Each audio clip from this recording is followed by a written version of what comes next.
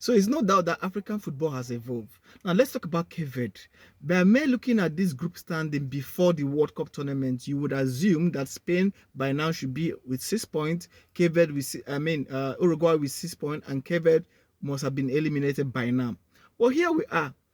First of all, Cape Verde shocked Spain by holding them to a draw, and now Uruguay 2-2 draw. It's not just goalless, 2-2 draw, meaning that they were able to respond when they concede.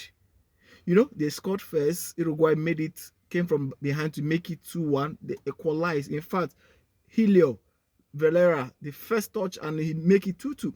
Now let's talk about what really happened and the message Cape Verde is trying to push, because Cape Verde is trying to tell you that we are here for business. It's no longer business as usual, where teams from Africa will be underrated, or people from other continents will feel that African football cannot be compared or cannot match up. I believe and I'm so confident that the Uruguayans were so confused and they were shocked at the draw they saw yesterday.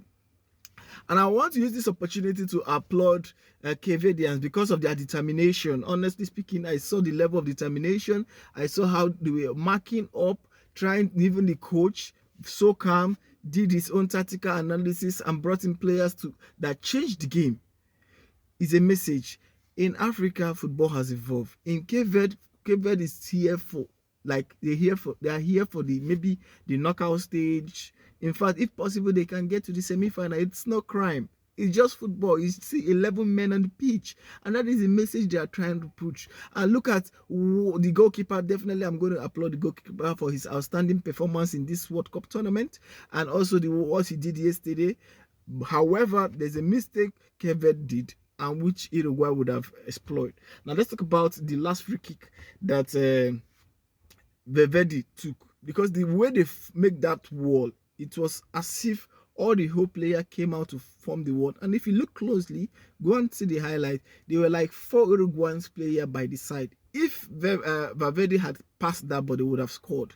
So it's a mistake I think they need to adjust. Sometimes when making blocks, yes, it's good to make block, especially to secure a point, but however, you need to think so that people will not just take advantage. Because if Valverde had passed that ball, honestly, they would have scored, because it would have been like 4 players against the goalkeeper. So that is something I think we need to take note of. However, aside from this, I think Cape Verde had been outstanding.